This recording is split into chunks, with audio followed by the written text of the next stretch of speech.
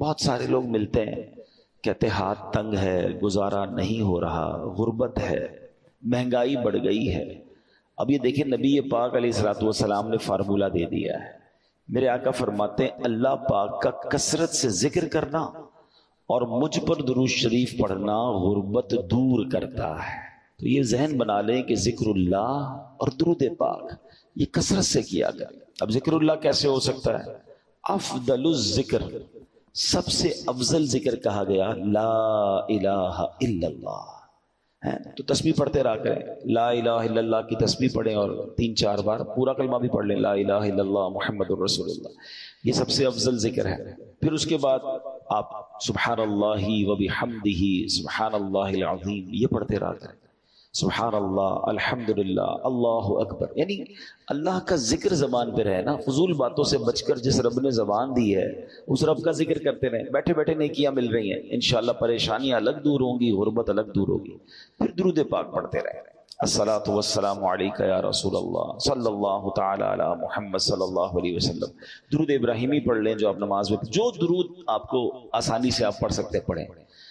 تو کم از کم روزانہ اپنی روٹین میں کچھ تعداد میں ذکر الہی اور درود پاک کو ضرور شامل کریں۔ بہتر تو یہ ہے کہ ہر نماز کے بعد جو تسبیح فاطمہ ہے 33 بار سبحان اللہ، 33 بار الحمدللہ، 34 بار اللہ اکبر پڑھ لیا کریں۔ پھر اسی طرح ایک تسبیح درود پاک کی ہر نماز کے بعد پڑھ لیں تو انشاءاللہ اچھی کوانٹٹی میں ہو جائے گا۔ ایک بار محبت سے باآواز بلند درود پاک پڑھ لیجئے، صلو علی الحبیب صلی اللہ تعالی علی محمد صلی اللہ علیہ وسلم۔ اب ہم انشاءاللہ قرآن پاک کی وہ آیت انشاءاللہ پڑھیں گے اور اس کا ترجمہ اور اس کے بارے میں جانیں گے۔ اور میں نے یہ بھی بتایا ہوا ہے بیان میں کہ بے شک پورا قرآن ہی پڑھنا ہے، مگر قرآن میں کچھ خاص آیتیں ہیں جس میں اللہ نے مومنوں سے بات کی ہے، مجھ سے اور آپ سے ڈائریکٹ بات کی ہے۔ کیسے بات کی ہے؟ یا ایھا الذین آمنو کہہ کر، ٹھیک ہے۔ آج انہی میں سے ایک آیت ہم سنیں گے بھی اور پھر اس کو سمجھنے کی کوشش کریں گے۔ توجہ سے سننا ہے آپ نے۔ پارہ نمبر 17 ہے، سورہ حج ہے اور آیت نمبر 77 نمبر آیت ہے۔ اللہ قرآن میں فرماتا ہے یا ایھا الذین آمنوا ارکعوا واسجدوا واعبدوا ربکم وافعلوا الخیر لعلکم تفلحون۔ صدق اللہ العظیم۔ آسان ترجمہ قرآن کنز العرفان۔ اللہ فرماتا ہے اے ایمان والو، رکوع اور سجدہ کرو اور اپنے رب کی عبادت کرو اور اچھے کام کرو اس امید پر کہ تم فلاح پا جاؤ۔ اب آتے ہیں اس آیت کی طرف جو ہم نے آیت تلاوت کی۔ 17واں پارہ ہے، سورہ حج ہے اور 77 آیت نمبر ہے۔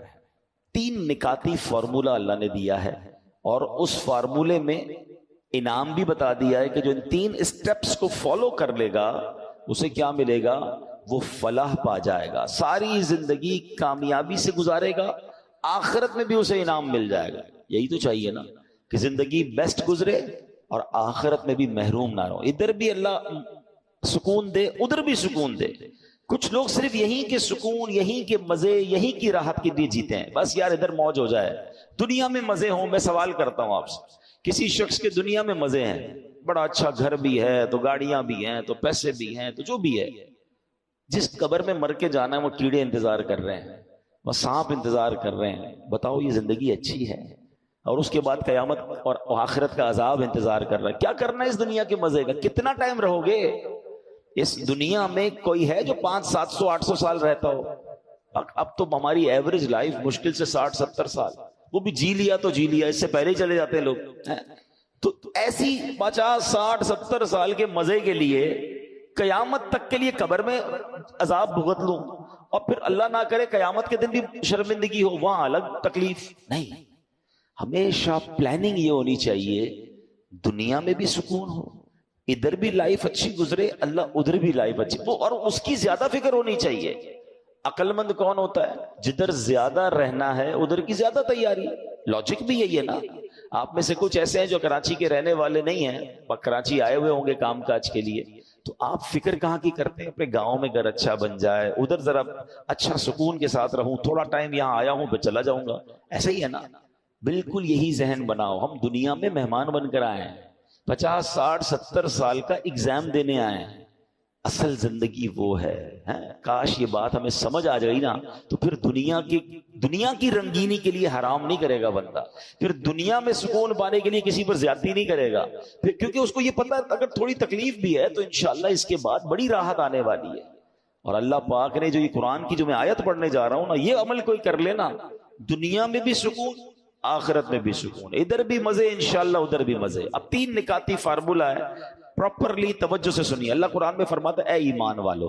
دیکھو بات مجھ سے اور آپ سے ہو رہی ہے, بے ایمان سے تو نہیں ہو رہی نا. جب مجھ سے اور آپ سے اللہ بات کر رہا ہے تو بی کانشیس, توجہ سے سنیں نا. اور ہم پڑھتے ہی نہیں ہیں کہ اللہ نے قرآن میں مجھ سے اور آپ سے کیا بات کی ہے. 89 ٹائمز اللہ نے بات کی ہے قرآن میں, 89 آیتیں ہیں. میں نے پہلے بھی مشورہ دیا ہے, دوبارہ دیتا ہوں. اب ہم پورے قرآن میں خود سرچ کریں تو بڑا مشکل ہے. دعوت اسلامی والوں نے آسان کر دیا, یا ایھا الذین آمنوا والی ساری آیتیں جمع کر کے کتاب جاری کر دی ہے. اس کتاب کا نام کیا ہے؟ اے ایمان والو. اچھا وہ کتاب آپ کہاں سے لے سکتے ہیں؟ مکتبۃ المدینہ دعوت اسلامی کا ادارہ ہے, اس کی ویب سائٹ پہ جائیں, وہ آپ کو گھر پہ ڈراپ کر دیں گے.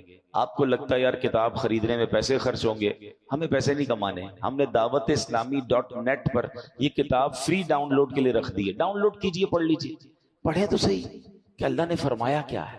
اب ان میں سے ایک آیت ہے, اللہ نے فرمایا یا ایھا الذین آمنوا ارکعوا واسجدوا. پہلا نقطہ, ہم 3 پوائنٹس کو کنٹینیو ڈسکس کریں گے, ٹھیک ہے. پہلی بات کیا فرمائی؟ اے ایمان والو رکوع اور سجدہ کرو. اس کا مطلب یہ ہے کہ رکوع اور سجدے کرو کا کیا مطلب ہے؟ نماز پڑھو. چونکہ نماز کے جو رکن اعظم ہے نا وہ سجدہ اور رکوع ہے, تو اس لیے قرآن کریم میں کبھی نماز کو رکوع اور سجدہ بھی کہہ دیا جاتا ہے. جیسے آپ نے بڑی مشہور آیت سنی ہوگی وَارْكَعُوا مَعَ الرَّاكِعِينَ, قرآن کہتا ہے اور رکوع کرنے والوں کے ساتھ رکوع کرو. بندہ صرف رکوع تو نہیں کرتا نا, پوری نماز پڑھتا, یہ اشارہ ہے. اور یہاں جماعت سے نماز پڑھنے کی طرف اشارہ ہے کہ لوگ جب نماز پڑھ رہے ہیں تو جماعت ہو رہی ہے, ان کے ساتھ مل کر نماز پڑھو. تو یہ قرآن کا ایک انداز ہے. تو اب پہلا نسخہ کیا قرآن نے دے دیا؟ فرسٹ پوائنٹ, کامیابی کا, فلاح کا پہلا نسخہ کہ نماز پڑھنی ہے. پھر دوسرا کیا ہے؟ اچھا اسی میں آگے اللہ نے کیا فرمایا؟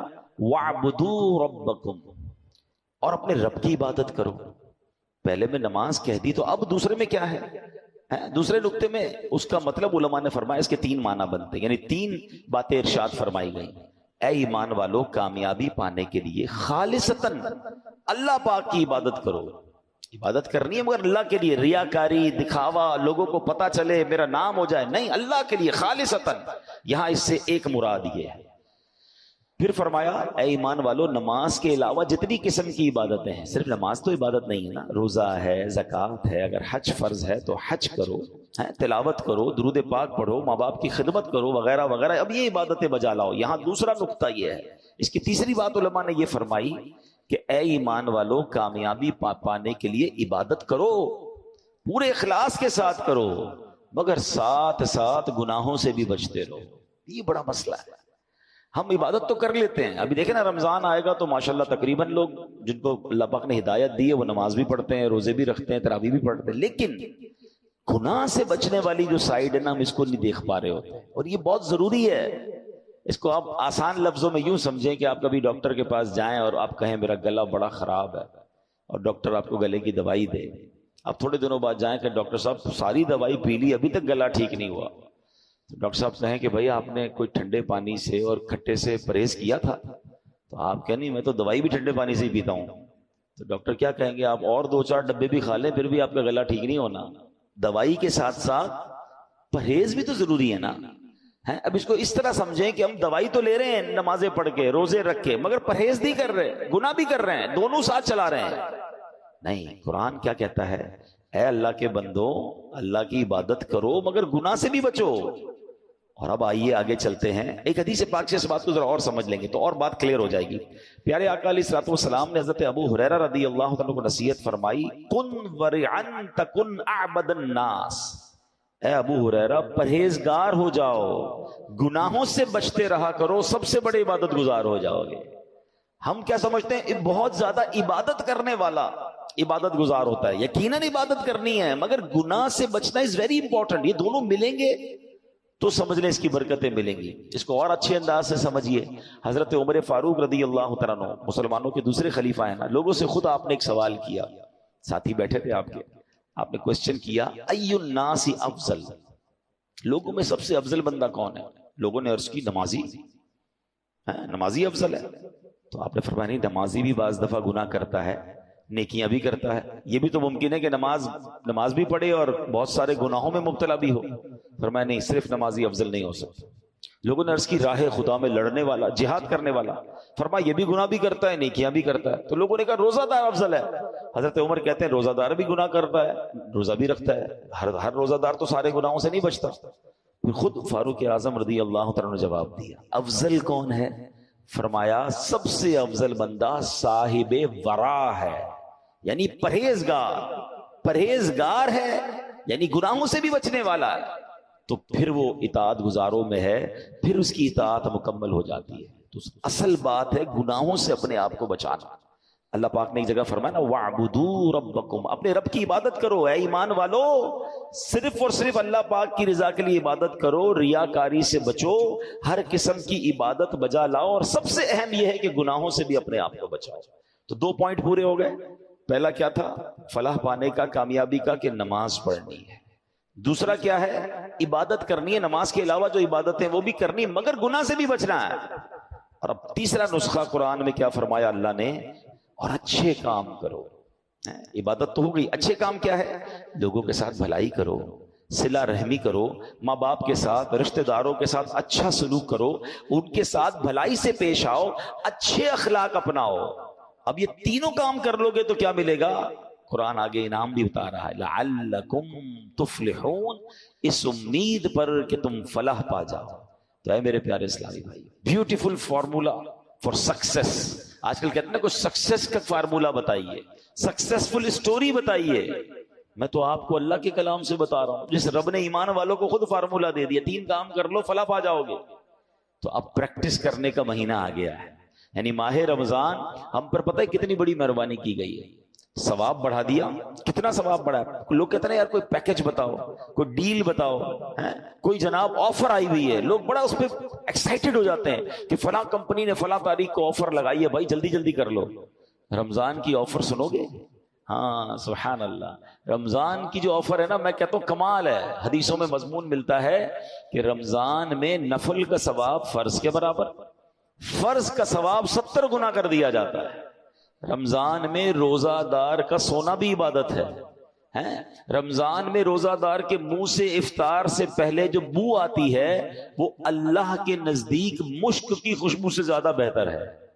رمضان کی پہلی رات جب آتی ہے، اللہ اس امت پر نظر رحمت فرماتا ہے، اور اللہ جس پر نظر رحمت فرمایا اسے کبھی عذاب نہ دے گا۔ رمضان میں روزانہ افطار کے وقت 10 لاکھ گناہگار جہنم سے آزاد کر دیے جاتے ہیں۔ کیسے پیکج ہے؟ اچھا، رمضان میں جب جمعے کا دن آتا ہے، یعنی جمعرات کی مغرب سے جمعہ کی مغرب تک ہر گھڑی 10 لاکھ بخشے جاتے ہیں۔ مطلب وارے نہیں آ رہے ہیں نا ساری زندگی میں، اور آپ دعا کرتے ہیں یا اللہ ہماری پکار سن لے، ہماری دعا سن لے۔ رمضان کی راتوں میں فرشتہ آواز لگاتا ہے کوئی مانگنے والا کہ اس کی دعا قبول کر لی جائے، ہے کوئی توبہ کا طلبگار اس کی توبہ قبول کی جائے۔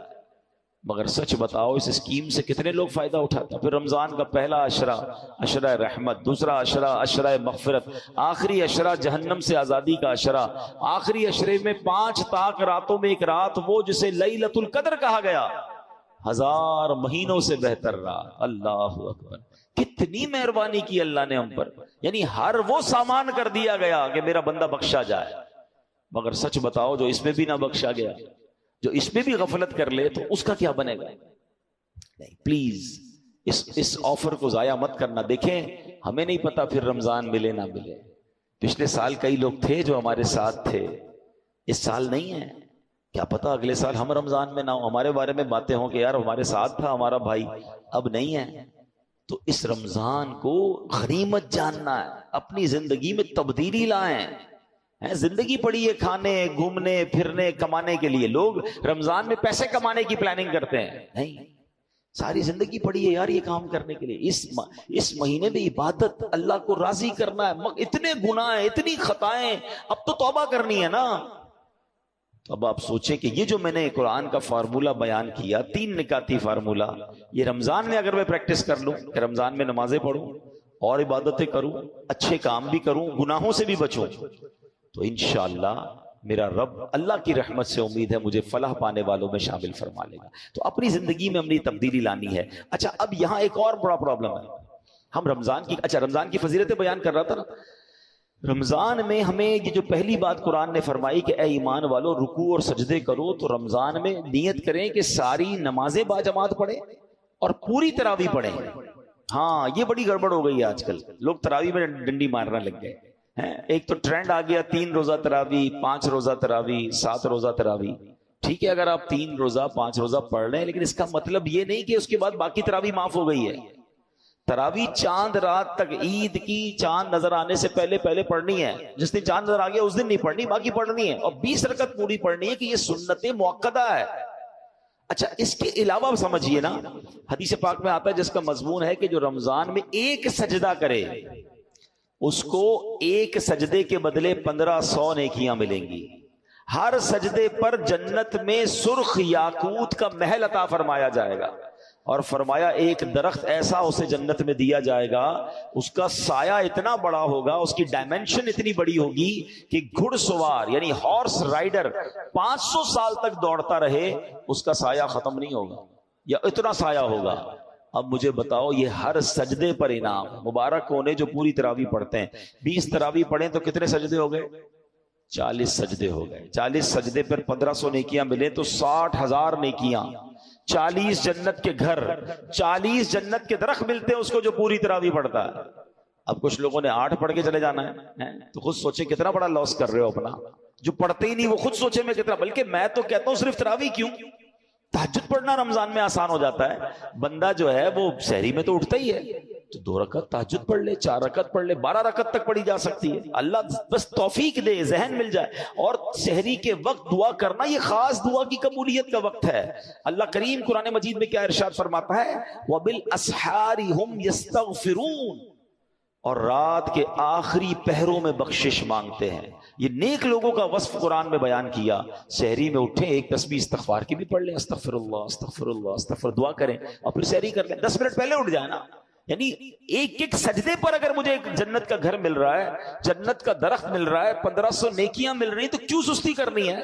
ساری رات گھومنا پھرنا، کرکٹ کھیلنا، پتہ نہیں کھانا پینا، اسی میں قوم لگی ہوئی ہے۔ نہ کریں ایسا۔ ساری زندگی آپ کھا پی سکتے ہیں، رمضان اس لیے نہیں ہے۔ پلیز اس میں عبادت کر لیجئے، اللہ کو راضی کر لیجئے، ڈھیروں نیکیاں کما لیجئے۔ میں چوٹ کرنے کے لیے، سمجھانے کے لیے کہہ رہا ہوں۔ چلے ہماری اس مسجد میں اگر ہم ایک اعلان کر دیں، کوئی بڑے صاحب آ جائیں اور اعلان کر دیں کہ بھائی اس رمضان میں جتنے لوگ تراویح پوری پڑھیں گے، 20 رکعتیں پڑھیں گے، جاتے جاتے 60 ہزار روپے کیش ان کو لفافے میں دیے جائیں گے، اور ایک DHA کا پلاٹ دیا جائے گا۔ مجھے بتاؤ اس مسجد میں جگہ تو چھوڑے، روڈے ووڈے سب بھر جائیں گی نا؟ اور لوگ پھر آخری دن دعا بھی کریں گے، یا اللہ 29 کا چاند نہ دکھے، 30 کا دکھے، ایک پلاٹ اور مل جائے گا، ایک 60,000 کا لفافہ اور مل جائے گا۔ ویسے لوگ یہی دعا کر رہے ہوتے ہیں جن کو روزے بھاری پڑتے کہ 29 میں رمضان چلا جائے، معاذ اللہ۔ ہر ایک دن اور مانگ لو یار۔ اب میں چوٹ کر رہا ہوں آپ کو، 60,000 روپے روز تراویح پہ ملے اور ایک DHA کا پلاٹ ملے، ہر بندہ پوری تراویح پڑھے گا۔ میں آپ کے نبی کا حدیث سنا رہا ہوں آپ کو، ہر سجدے پر 1500 نیکیاں ہیں، ہر سجدے پر ایک جنت کا گھر ہے۔ یار کیا دنیا کی چیزیں میں کام آئیں گی؟ ہم کیوں دنیا کی اسکیم کے لیے ریڈی ہیں اور جنت کے خزانے بٹ رہے ہیں اور ہم بھاگ جاتے ہیں۔ اچھا آتے ہیں کچھ لوگ نا، رمضان میں ہم نے ٹرینڈ دیکھا ہے، پہلے 3-4 دن مسجد فل ماشاءاللہ، اور چوتھے دن سے ایک ایک صف پیچھے سے کم ہونا شروع ہوئے گی، اور آہستہ آہستہ پھر 15-17 رمضان تک نمازی کم ہو جائیں گے، پھر آخری طاق راتوں میں جوش آئے گا تو آئیں گے۔ ایسا نہ کرو یار پلیز۔ آپ اس بار پنکچول جم کے عبادت کریں، کہ نہیں کچھ بھی ہو جائے، بلکہ رمضان میں پریکٹس کرنی ہے کہ اس بار ایسی عبادت کی عادت پڑ جائے کہ پھر رمضان تو چلا جائے ہم مسجد سے جڑ جائیں گے انشاءاللہ۔ ہم نماز قضا نہ کریں، ہم عبادت میں دل لگا لیں، یہ تو ہماری اور آپ کی پریکٹس کروانے آ رہا ہے۔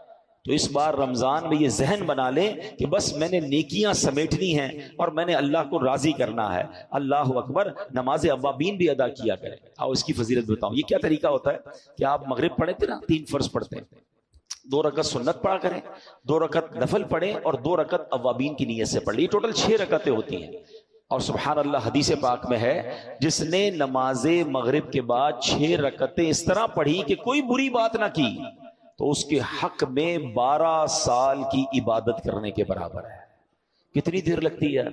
فرض تو پڑھتے ہی ہیں، کچھ لوگ سنتیں بھی پڑھتے ہیں. اب انشاءاللہ رمضان میں بھی نیت کروں. اب بھوک تو لگی ہوتی ہے، کھانا ریڈی ہوتا ہے، 2-4 منٹ کی بات ہے نا. ایک حدیث پاک میں آیا جو مغرب اور عشاء کے درمیان مسجد میں ٹھہرا رہے، نماز اور قرآن کے علاوہ کوئی بات نہ کرے، تو اللہ پاک کے ذمہ کرم پر حق ہے کہ اس کے لیے جنت میں 2 محل بنائے جن میں سے ہر ایک کی مسافت 100 سال ہوگی. دونوں کے درمیان اس کے لیے درخت لگائے گا.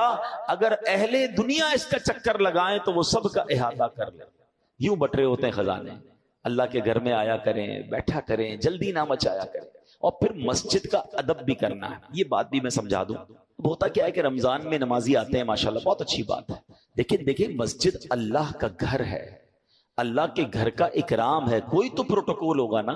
آپ کہیں دعوت میں جاتے ہیں، کسی بڑی شخصیت کے گھر جاتے ہیں، اپنا لباس چیک کرتے ہیں، خوشبو لگاتے ہیں، چہرہ دھوتے ہیں، اچھی بات ہے. مگر کیا اللہ کے گھر میں آتے وقت یہ کرتے ہیں؟ ایسا سوچنا ہوگا نا. جیسا کپڑا ہے، اسمیل آ رہی ہے، بو آ رہی ہے، بعض لوگوں کے منہ سے بدبو آ رہی ہوتی ہے. آپ کو پتا ہے بعض صورتوں میں کہ جب آپ کے جسم اور منہ سے اسمیل آ رہی ہے، بدبو آ رہی ہے، مسجد میں آنا ہی ناجائز ہے. کیونکہ اللہ کے فرشتے آتے ہیں ادھر، ان کو تکلیف ہوتی ہے، مسلمانوں کو بھی تو تکلیف ہوتی ہے نا. تو میرا پہلا مشورہ تو یہ کہ افطار کے بعد اگر آپ نے جماعت سے نماز پڑھنی اور پڑھنی چاہیے تو آپ افطار میں صرف کھجور کھا لیں، فروٹ کھا لیں اور اچھے طریقے سے منہ دھو لیں. ورنہ یہ سموسے پکوڑے پتہ نہیں کیا کیا پیاز کے ساتھ چیزیں کھا رہے ہوتے ہیں، اور اب اتنا ٹائم نہیں ہوتا کہ آپ منہ صاف کر سکیں. اور اب ایسا ہی منہ لے کر آپ مسجد میں آ رہے ہیں تو سوچیں تو مسجد کی بے ادبی ہے. جب بھی مسجد میں آئے ایک بات خیال رکھیں، میں اللہ کی بارگاہ میں، اللہ کے گھر میں جا رہا ہوں، کپڑا صاف ستھرے ہوں. علماء کرام نے، ہمارے بزرگوں نے نماز کے کپڑے الگ رکھے ہوئے تھے. جب نماز پڑھنی ہوتی تو وہ اچھے والے کپڑے پہنتے. ہم نے دعوت کے کپڑے الگ رکھے ہیں. کچھ لوگ نماز ایسے کپڑے پہن کے پڑھتے ہیں جب کسی کے سامنے وہ کپڑے نہیں پہن سکتے. ہم نے دیکھا گھر میں وہ عجیب سے کپڑے پہن کے نمازیں پڑھ رہے ہیں. بھائی باقی کے یہی کپڑے پہن کے کسی دنیا دار کے پاس جاؤ گے؟ نہیں، ذرا رکیں، ذرا استری کروا لو، ذرا کپڑے تیار کر لو. خود سوچیں یار، جتنا اکرام کریں گے، جتنی عزت کریں گے، مسجد میں جتنے وقار سے آئیں گے، انشاءاللہ اتنا نوازا جائے گا. ایک اور بات یاد کر لیں، مسجد میں ہنسنا قبر میں اندھیرا لاتا ہے. مسجد میں ضرور آئیں مگر ہنسی مذاق نہیں ہونی چاہیے، سیریس رہیں. مسجد میں فضول باتیں نیکیوں کو اس طرح کھا جاتی ہیں جیسے آگ لکڑی کو کھا جاتی ہے. ادھر آ کے بھی تراویح میں آئے ہیں، اب ٹائم تو گزر نہیں رہا، پیچھے بیٹھے ہیں، ہاں بھائی کیا چل رہا ہے، ڈالر کا ریٹ آج کل کیا ہو رہا ہے، سونے کا بھاؤ. ارے اللہ کے بندے، اللہ کے گھر میں بیٹھے آخرت کی بات کر لے بھائی، تھوڑا ذکر الہی کر لے. فارغ ہے تو تسبیح اٹھا لو، دنیاوی بات نہ کریں. یہ آپ کی نیکیوں کو برباد کرنے والا کام. اعتکاف کرنے والوں کو بھی یہ احتیاط کرنی چاہیے. اگر آپ کو لگتا ہے میں فضول باتوں سے نہیں بچ سکتا، ہنسی مذاق سے نہیں بچ سکتا، تو آپ کو اعتکاف نہیں کرنا چاہیے. کہیں ایسا نہ ہو سب بخشے جائیں اور آپ گناہ لے کے جا رہے ہیں. تو ادب کے ساتھ جتنا مسجد کا ادب کریں گے اتنی برکتیں ملیں گی. مسجد میں ایک اور شرعی مسئلہ بھی سن لیں، مسجد میں کھانا پینا، سونا، سحری افطاری کرنا یہ جائز نہیں. لیکن اگر کوئی مسجد میں آ کر اعتکاف کی نیت کر لے گا تو پھر یہ چیزیں اس کے لیے ضرورتاً جائز ہو جائیں گی. تو اپنی عادت یہ بنائیں کہ جب بھی مسجد میں آئیں، when ever you enter in مسجد، آپ نے اعتکاف کی نیت کر لینی. کیسے کرتے ہیں؟ دل میں کر لیں میں اعتکاف کی نیت کرتا ہوں، زبان سے کہہ لیں نویت سنت الاعتکاف. تو اب آپ کا یہ کھانا پینا وغیرہ جائز ہو جائے گا. اب میں بڑی اہم بات کی طرف آخر میں توجہ دلانا چاہتا ہوں کہ نبی پاک کی پہلے ایک حدیث سن لیں. میرے آقا علیہ الصلوۃ والسلام فرماتے فاتقوا شہر رمضان، فرمایا ماہ رمضان کے معاملے میں ڈرو. ڈرنا کیوں ہے؟ ہاں، آقا فرماتے ہیں فَإِنَّهُ شَهْرُ اللَّهِ، بے شک یہ اللہ پاک کا مہینہ. نبی پاک فرماتے ہیں اللہ پاک نے تمہارے لیے 11 مہینے رکھے ہیں، کھاؤ پیو لذت اٹھاؤ، مگر ایک مہینہ اللہ نے اپنے لیے خاص فرما لیا ہے. ٹرائی ٹو انڈرسٹینڈ، یہ اللہ کا مہینہ ہے. 11 مہینے کھائیں پیئیں لذتیں اٹھائیں. یہ ہمیں تو ایسا لگتا ہے کہ کچھ لوگ اسی ایک مہینے میں 11 مہینے کی لذتیں اٹھا رہے ہوتے ہیں، اسی ایک مہینے میں 11 مہینے کا کھانا کھا رہے ہوتے ہیں. نہیں، یہ مہینہ نبی پاک نے کیا فرمایا؟ اللہ سے ڈرو اس مہینے کے بارے میں، رمضان سے ڈرو، کیونکہ یہ اللہ کا مہینہ ہے. باقی 11 مہینے تمہارے، یہ ایک مہینہ اللہ کا. مگر سچ بتائیں آج حال کیا ہے؟ آج رمضان فوڈ فیسٹیول بنا ہوا ہے. ساری رات کھانا پینا، ہوٹلیں، عجیب عجیب جناب کام ہو رہے ہیں. رمضان ٹورنامنٹ ڈیسائیڈ ہوتے ہیں. نہ کریں ایسا. دیکھیں رمضان میں ثواب تو بڑھا دیا گیا، مگر ایک بات اپنے ذہن میں بٹھا لیں کہ جب کسی مقام یا کسی دن یا کسی ٹائم کا مقدس ہو جاتا ہے، وہ مبارک وقت ہوتا ہے، مبارک دن ہوتا ہے یا ایام ہوتے ہیں، اس جگہ پر یا اس وقت میں گناہ کرنا اس کی پنشمنٹ بھی زیادہ ہوتی ہے، اس کی سیویرٹی بھی زیادہ ہوتی ہے۔ مثال کے طور پہ کوئی بندہ روڈ پہ گناہ کرے، غلط ہے، اور مسجد میں آ کے کرے، تو آپ کیا کہیں گے؟ خدا کا خوف کرو یار، اللہ کے گھر میں ہیں۔ اگر کوئی پاکستان میں گناہ کرے غلط ہے، مگر مکے میں جا کے گناہ کرے تو کیا ہوگا؟ مکے میں ایک نیکی 1,00,000 نیکی کے برابر، ایک گناہ 1,00,000 گناہ کے برابر۔ بالکل اسی طرح رمضان میں اجر بڑھا دیا گیا۔ رمضان میں پتہ ہے ہم پر سب سے بڑی مہربانی کیا ہوئی ہے؟ لاجک کیا کہتی ہے؟ چیلنج بڑھا تو انسینٹیو بڑھا، ریوارڈ بڑھا۔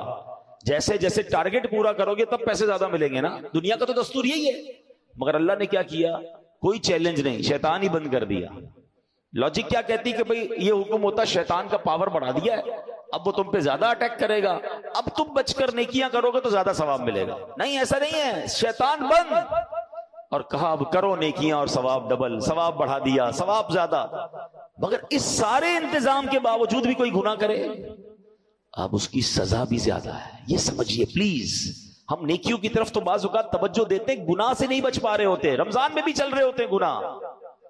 حدیث پاک میں آتا ہے، میرے آقا علیہ الصلوۃ والسلام فرماتے ہیں کہ حدیث پاک کا مضمون ہے کہ رمضان میں جو گناہ کا کام کرتا ہے، اللہ پاک اس کے سال بھر کے اعمال ضائع فرما دیتا ہے۔ رمضان میں گناہ پورے سال کے اعمال برباد کر سکتا ہے۔ تو پلیز آپ نے دیکھیں، تھوڑا سکون سے بیٹھیے، میرا مشورہ ہے، میں آپ کو بہت دل سے یہ مشورہ دے رہا ہوں، ایک لسٹ بنانی پڑے گی، تھوڑا ریئلائز کرنا ہوگا کہ میں رمضان میں گناہ نہ کروں، یہ کیسے پاسبل ہے؟ تو سب سے پہلے یہ دیکھنا ہوگا کہ میں کس کس راستے سے گناہ کرتا ہوں۔ مجھے وہ سارے دروازے، I have to close all my doors، وہ سارے دروازے بند کرنے ہوں گے جس سے گناہ آتا ہے۔ اور اس میں شاید سب سے بڑا ہمارا موبائل فون میں سارے پیجز لائک کیے ہوئے ہیں، سارے گروپوں میں شامل ہیں، جیسے ہی موبائل کھولتے ہیں کوئی ویڈیو آ جاتی ہے، کوئی میوزک ہے، کوئی بے پردگی ہے، کوئی بے حیائی ہے، سب دیکھ رہے ہیں۔ رمضان میں اگر گناہوں سے بچنا ہے تو سوشل میڈیا کا استعمال کم کر دیں، بند کر دیں۔ میں تو کہتا ہوں ضرورت ہے واٹس ایپ پہ کسی کو سوال جواب کرنا ہے کر لیا، ورنہ نہ جائیں کسی سوشل میڈیا پیج پر۔ ہم گناہ کیے بغیر واپس آتے نہیں ہیں، مجھے گناہ سے اپنے اعمال بچانے ہیں، ورنہ 1 سال کے اعمال کہیں برباد نہ ہو جائے، یہ سوچ لیں۔ پھر اس کے بعد اگر کوئی ایسی گیدرنگ ہے کہ جہاں میں جاتا ہوں اور وہاں جانے سے گناہ سے بچتا نہیں ہوں، دوستوں میں بیٹھتا ہوں تو ہنسی مذاق کے علاوہ غیبتیں ہو رہی ہیں، جھوٹ ہو رہا ہے، دل آزاریاں ہو رہی ہیں، تو اس سے اپنے آپ کو بچانا ہے تو اس گیدرنگ کو چھوڑ دیں۔ رمضان ہیں، مسجد میں رہیں، عبادت کریں، تلاوت کریں، گھر بیٹھے مدنی چینل دیکھ لیں، فیضان مدینہ تشریف لے آئیں۔ بلکہ میں تو آپ کو ایک لائف ٹائم ایکسپیرینس بتاتا ہوں، کمال ہے دعوت اسلامی کا، پورا مہینہ گناہوں سے بچانے کا ایک فارمولہ دعوت اسلامی نے کیا دیا ہے۔ امیر اہل سنت نے سبحان اللہ کہ پورے مہینے کا اعتکاف فیضان مدینہ میں ہو رہا ہے۔ آپ کو جان کر حیرت ہوگی، نبی پاک علیہ الصلوۃ والسلام نے زندگی میں ایک بار پورے مہینے کا اعتکاف فرمایا تھا، پھر فرمایا کہ آخری عشرے کی 5 طاق راتوں میں ایک شب قدر ہے، آؤ میرے ساتھ اعتکاف کر لو۔ کیا زندگی میں ایک مہینہ ہم ایسا نہیں دے سکتے کہ ہم تمام گناہوں سے بچنے کے لیے اللہ کے گھر میں بیٹھ جائیں؟ آپ کے لیے پورا مہینہ ممکن نہیں، آخری عشرے کا اعتکاف کریں۔ لیکن اس مہینے میں ایک ٹارگٹ آج نیت کر کے جائیے، کچھ بھی ہو جائے ایک بھی گناہ نہیں کروں گا انشاءاللہ۔ شیطان بند ہے پھر بھی گناہ کروں یار، پھر بھی جھوٹ، پھر بھی غیبت، پھر بھی دل آزاری، پھر بھی حرام روزی نہیں۔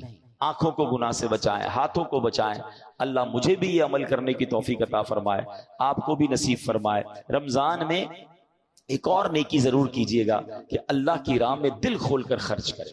یہ ماہ سخاوت بھی ہے، اپنے لیے بھی، اپنے رشتہ داروں، اپنے غریب ملازمین، ان کو تقسیم کریں، سحری افطاری کرائیں، اللہ کی راہ میں خرچ کریں۔ یہ خرچ کرنے سے مال کم نہیں ہوتا، انشاءاللہ آپ اپنی آنکھوں سے اس میں ملٹیپلیکیشن دیکھیں گے۔ جس کی زکوٰۃ کا ٹائم پورا ہو گیا وہ پوری زکوٰۃ ادا کرے۔